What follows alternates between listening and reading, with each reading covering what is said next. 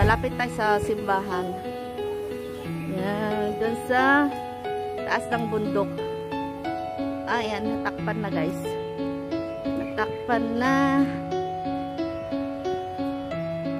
Ayan. Yan, ganda ng view dito, diba? Nandito ako sa baba. Ang Inkerem po ay bundok din. Ayan. Doon tayo pupunta. Doon.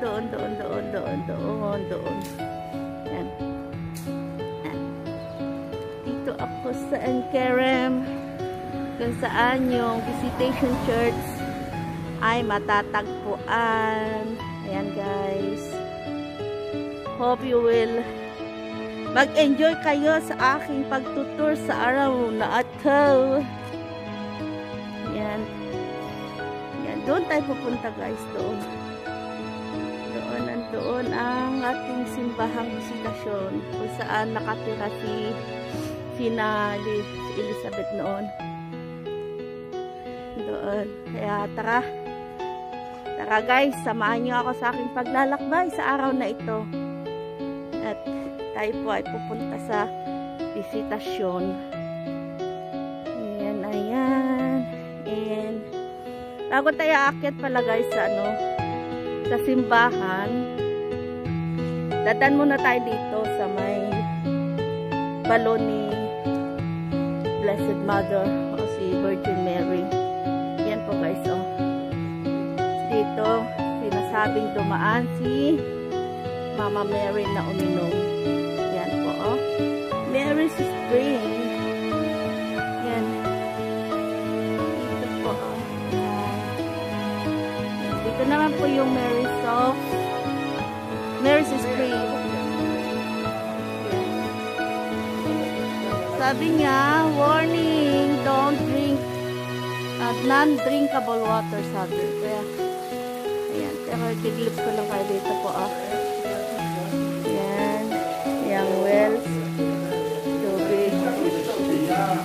Balon.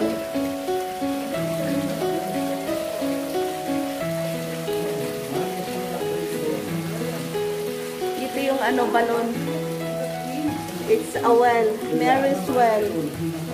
But they told that you cannot drink the water. But in the past, they believe that Mary come here to drink. Kaya tinawag itong well. Hello. Hi. Yeah. This is the well. Ito yung balon ni Mama Mary. Nung dumaan na uminom daw dito. Pero now, hindi na daw siya naiinom. Yeah, guys. Huwag kayong pag bumisita po kayo dito sa Israel, huwag yung papalampasin na bisitahin ang kanyang balon bago kayo aakyat sa taas sa simbahan. Yan po ang well.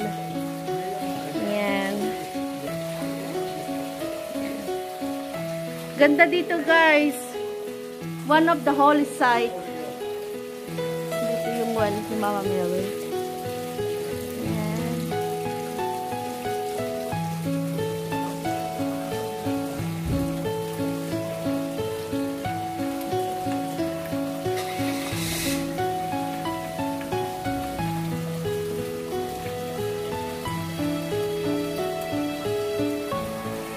Guys,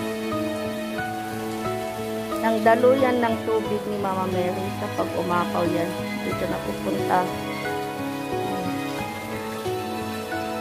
ang balon ni Mama Mary. Ayan guys,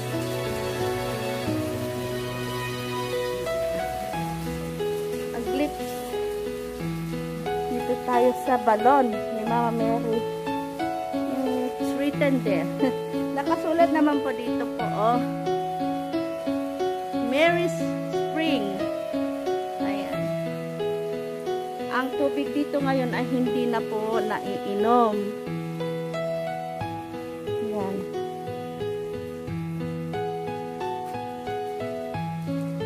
This is the place.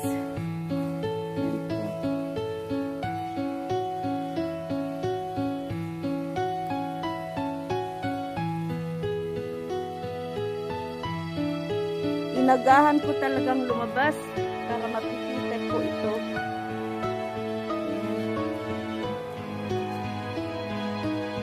Yan po yung well.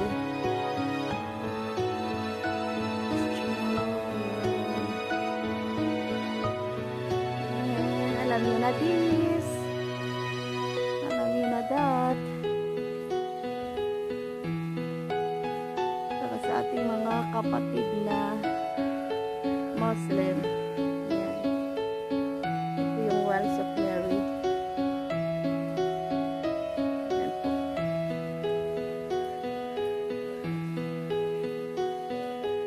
One more clips.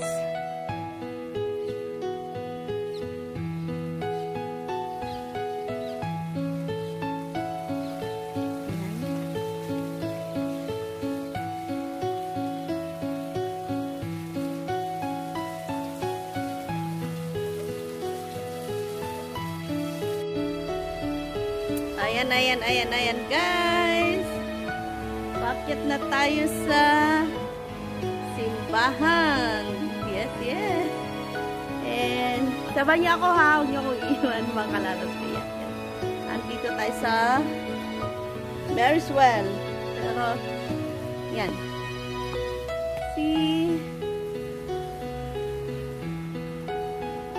And, surrounding. Love you guys. Mga kalalabs ko dyan. Mega love shout out. Yan.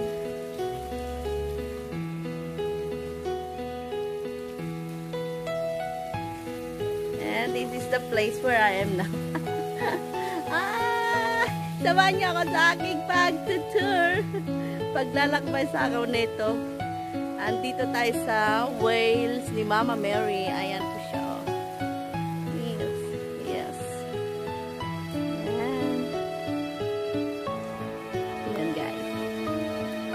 Tara, samahan niyo ako sa taas. Let's go.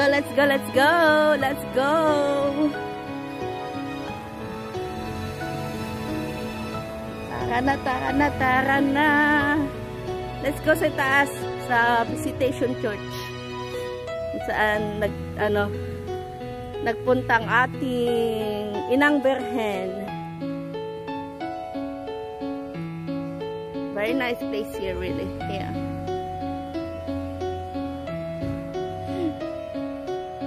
Ayan. Diba guys? Ayan.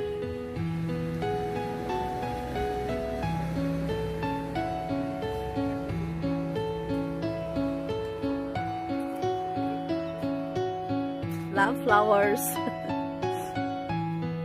This is the glimpse.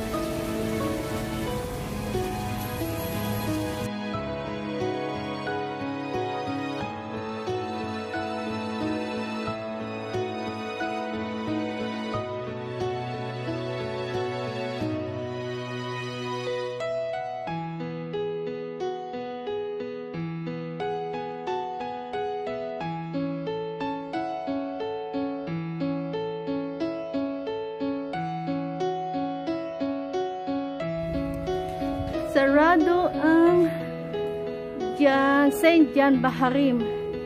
Ito po guys yung simbahan ni St. John. Ayan. Sunday close. Ayan. Ayan, yan po. Yan simbahan. Ayan. Ito po ang simbahan.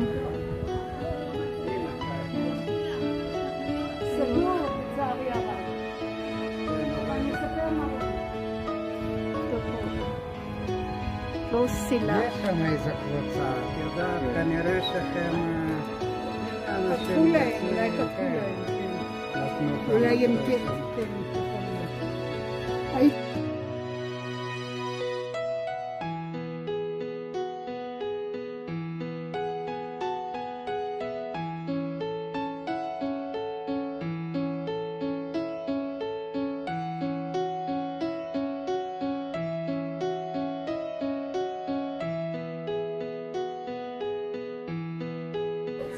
Guys, dito po yung simbahan ni Saint John the Baptist. Yung anak ni Zacharias at saka ni Elizabeth. Baka mamaya makapasok tayo. Maghintay ng kaunti ulit.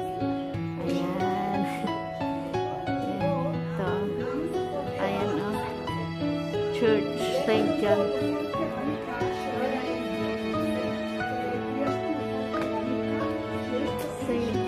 Baharin Church. So, we will wait. Maybe they will open us the door para makita natin ang loob. Diyan. Sinasabi diyan sa loob na diyan ipinanganak si Saint John. Tapos yung binisita natin nung nakaraan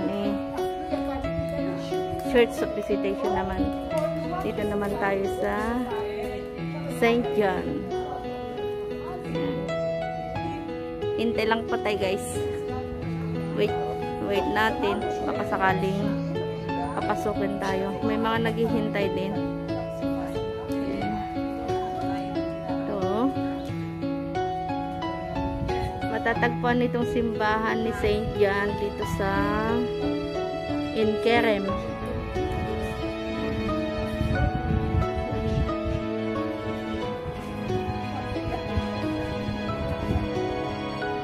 Lang natin. Wait our turn. Para ma-tour natin ang loob.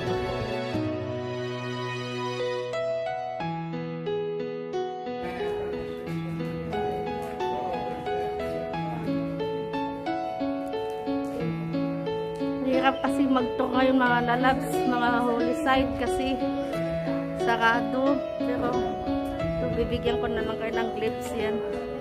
Maganda sanang makapasok tayo sa loob. Ayan o. Ito yung simbahan ni Saint John. Saint John the Baptist. Yan. Si Saint John, alam niyo na ba kwento Saint John? Si Saint John, anak ni Zacharias at saka ni Elizabeth. Ayan. Na nagbinyag din kay Jesus sa Ilog Jordan. Mga ano din yan, mga pabaso din. Mayroon din tayo doon. Mayroon tayong sariling lingwahe doon sa kabila. Sana nga hintay lang ako ng saglit. Baka papasukin ulit tayo. Kagaya nung nakaraan kay Visitation Church. Hindi ko makakalimutan yung guys. Doon lang ako. Sabi ko dito lang muna ako. Kasi talagang paborito ko talagang lugar na yun. Isa sa paborito ko dito sa Holy Land Visitation Church. Dito yung lugar na sinasabi na dito din pinanganak si Saint John. Yan. Pinanganak. Kaya ano na rin sila ng ano dyan.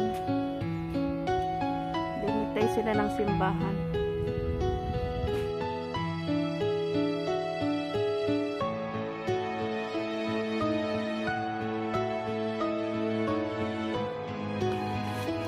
May organic olives dito. Ayan guys.